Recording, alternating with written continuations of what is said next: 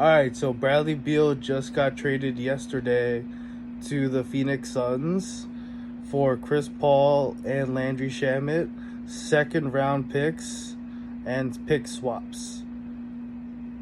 They didn't get a first round pick for Bradley Beal, one of the most paid players in the NBA and a great player. So, what were the Wizards thinking? I'm not sure. Literally not sure. But here we go. They got Shamet. I just call him Mr. Trade Piece now. I think he's like in every trade that's ever existed. I feel like I've seen his name in literally every single trade. Chris Paul, of course we know Chris Paul. In my generation, I'm 29 years old. In my generation, I feel like he's the GOAT of point guards. He's like a classic. He's just the man.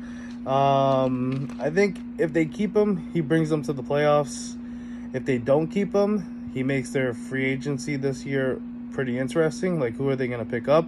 They have a lot of salary cap space. So who are they going to pick up? I have no idea what the rumors are right now. But that makes it interesting. But who wants to go to Washington, D.C.? I know I want to go on a trip to Washington, D.C., but what free agents want to do that? I'm not sure. We're going to have to find out about that. We'll see. But that's one of the weirdest looking trades since Kyle Korver got traded for a copy machine. And I'm a Nets fan, so that's the reason I know that trade very well. So there's that. But honestly, I think the Wizards were just desperate because Bradley Beal had the no trade clause. So, like, what were they going to do? I mean, he just made all the decisions. So I feel like this is the key thing that I wanted to talk about. They are going to get rid of the no trade clause the next time there's a collective bargaining agreement in the NBA. They're going to have to get rid of that thing. Yeah, he was like the only player in the NBA that even had that no trade clause. So I don't know if LeBron didn't have that, if Giannis didn't have that, or Giannis didn't have that, if Kevin Durant didn't have that, and Bradley Beal was the only guy that had that, I think the NBA owners are definitely going to get rid of the no trade clause from now on, because that just completely demoralized the Wizards. I mean, the only thing that can solve their problems is if they get so lucky to draft Nikola Jokic with the 41st pick from one of the second round picks that they just received from the Wizards, from the Phoenix Suns. That's the Wizards' only hope right now, I would see, as I can see it. And then the Suns, they just got Bradley Beal, who's an awesome player.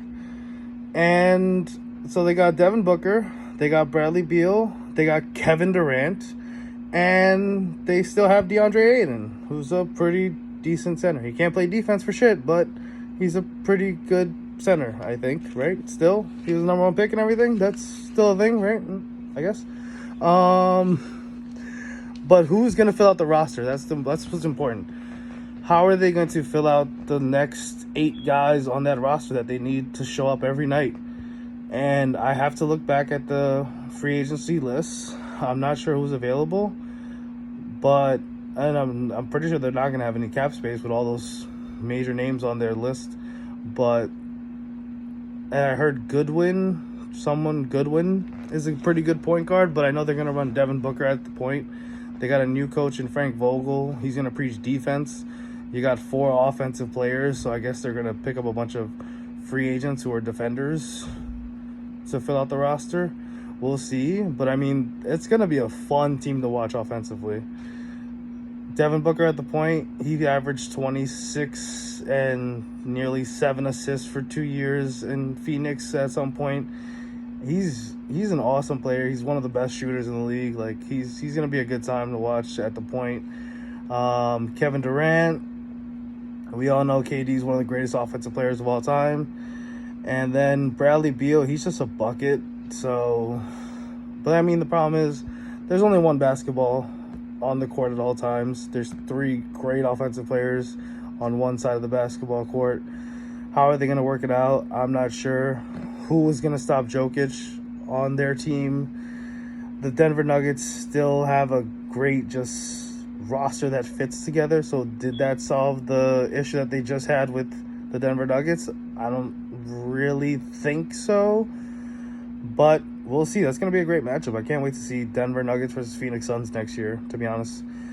But they're going to have to fill out their roster. So I'm going to take a look at the free agents and get back to you guys on who could Phoenix fill out their roster with now. Take care.